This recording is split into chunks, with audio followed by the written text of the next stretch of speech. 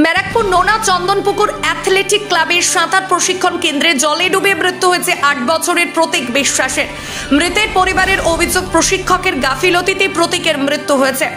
শুক্রবার ব্যারাকপুরে প্রতীকের পরিবারের সঙ্গে দেখা করলেন প্রাক্তন সাংসদ অর্জুন সিং। সঙ্গে ছিলেন বিজেপির ব্যারাকপুর জেলার সভাপতি মনোজ ব্যানার্জি।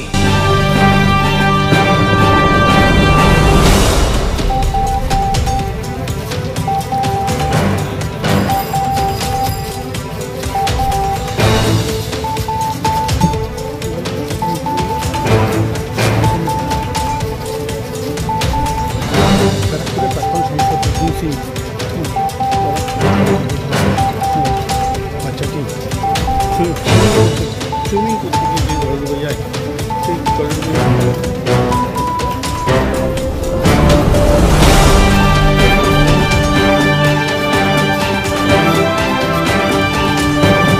বিজেপি নেতা কৌস্তব বাগচি এদিন মৃতের পরিবারের সঙ্গে দেখা করে তাদের পাশে রয়েছেন বলে আশ্বাস দেন অর্জুন সিং। প্রয়োজনে তাদের আইনি সহায়তা দিতেও প্রস্তুত বলে জানান তিনি। ভাষা নেই ওনার পাশে ওনাকে কোনো কথা বলা। মা বাবা বাচ্চার ৮ বছরের বাচ্চা এইভাবে ট্রেনারদের গাফিলতি, বাচ্চারা যখন পুকুরে নামছে সাঁতার শেখার জন্য, তখন তো তাদের মূল দায়িত্ব থাকে কিভাবে তাদেরকে প্রোটেকশন দেবে। এখানে তো একটা বাচ্চার উপরে একজন লোক থাকা দরকার, সেখানে একটা বাচ্চা গায়েব হয়ে গেল। তাদের মানে গার্জিয়ান মা বলছেন কি, আমাকে বলছে বাচ্চা উঠে গেছে, আপনি শাওয়ারে যান, আপনি বাড়ি চলে যান। উনি বারবার বলছেন কি আমার বাচ্চা আমাকে ছাড়া কোনোদিন বেরোতে পারে না, রাস্তায় এভাবে যাবে না, কিছুতেই শুনছিল না। যেখানে এতগুলো বাচ্চা সাঁতার শেখে প্রতিদিন, সেখানে ট্রেনারে খুব রিস্ক।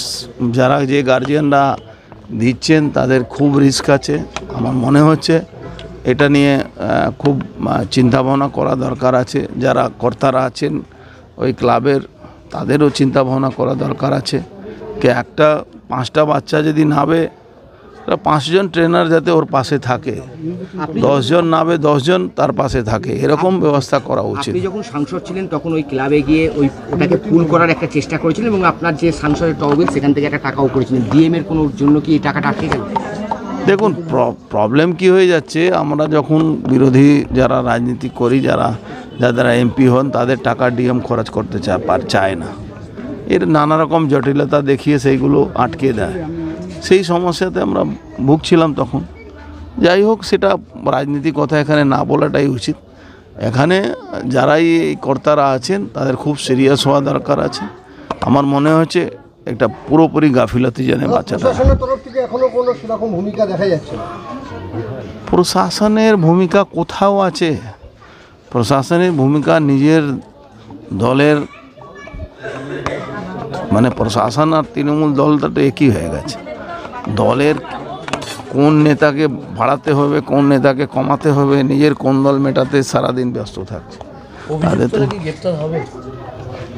যদি এফআইআর করেন গার্জিয়ানরা, নিশ্চয়ই গ্রেফতার করা উচিত।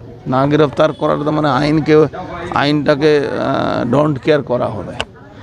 ডিএম সেই সময় সহৃদয় হলে তো আর এই দুর্ঘটনা ঘটতো না। নিশ্চিত, আমরা তো এই আশা করেছিলাম, কিন্তু পরিবারের পাশে আমরা আছি। আমাদের দ্বারা কোনো রকম আইনি সাহায্য, অন্য কোনো সাহায্য যদি পরিবারের লাগে, আমরা নিশ্চয়ই তার পাশে থাকবো।